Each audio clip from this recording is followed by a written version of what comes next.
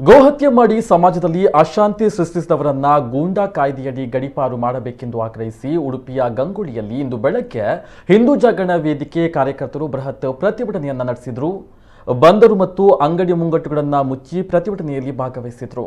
ಗಂಗೊಳ್ಳಿಯ ಬಂದರಿನಿಂದ ಹೊರಟ ಭಾರಿ ಜನಸಮೂಹ ಶ್ರೀರಾಮ ಮಂದಿರದವರೆಗೆ ಮೆರವಣಿಗೆಯನ್ನ ಮಾಡಿ ವೀರೇಶ್ವರ ದೇವಸ್ಥಾನದಲ್ಲಿ ಸಭಾ ಕಾರ್ಯಕ್ರಮ ನಡೆಯಿತು.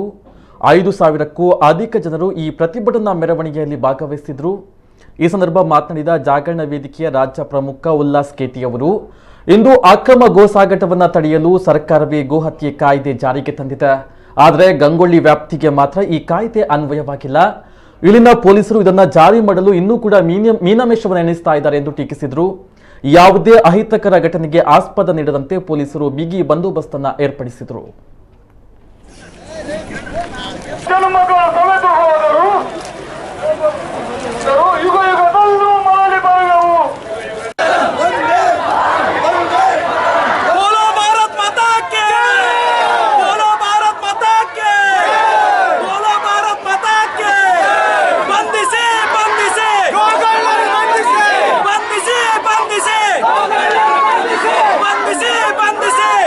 ಪರೀಕ್ಷೆ ಮಾಡಬೇಡಿ.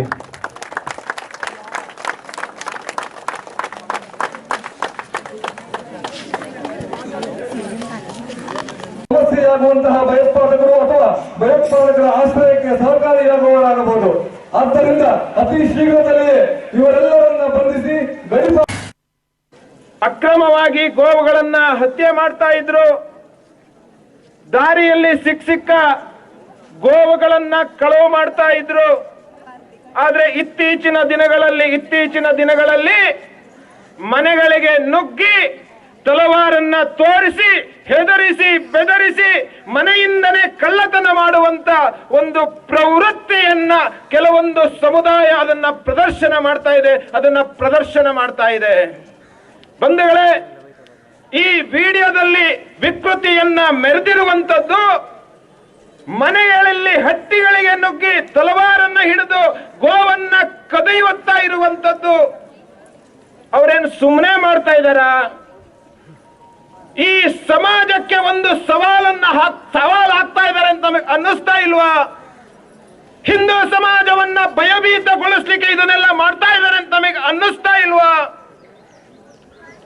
ನಮ್ಮ ಮನೆಗಳಿಗೆ ಬಂದು ತಲವಾರನ್ನ ತೋರಿಸಿ ನಮ್ಮ ಕೊಟ್ಟಿಗೆಯಿಂದನೇ ಗೋವನ್ನ ಕದ್ಕೊಂಡು ಹೋಗ್ತಾರೆ ಅಂತಂದ್ರೆ ನಾವು ಇನ್ನೂ ಪೊಲೀಸ್ ಸ್ಟೇಷನ್ಗೆ ಕಂಪ್ಲೇಂಟ್ ಕೊಟ್ಕೊಂಡೇ ಇರಬೇಕಾ? ಇನ್ನು ಪೊಲೀಸ್ ಸ್ಟೇಷನ್ಗೆ ಕಂಪ್ಲೇಂಟ್ ಅನ್ನ ಕೊಟ್ಕೊಂಡು ನಮ್ಮ ಅಳಲನ್ನ ತೋಡ್ಕೊಂಡು ನಮ್ಮ ಅಳಲನ್ನ ವ್ಯಕ್ತಪಡಿಸ್ಕೊಂಡೇ ಇರಬೇಕಾ?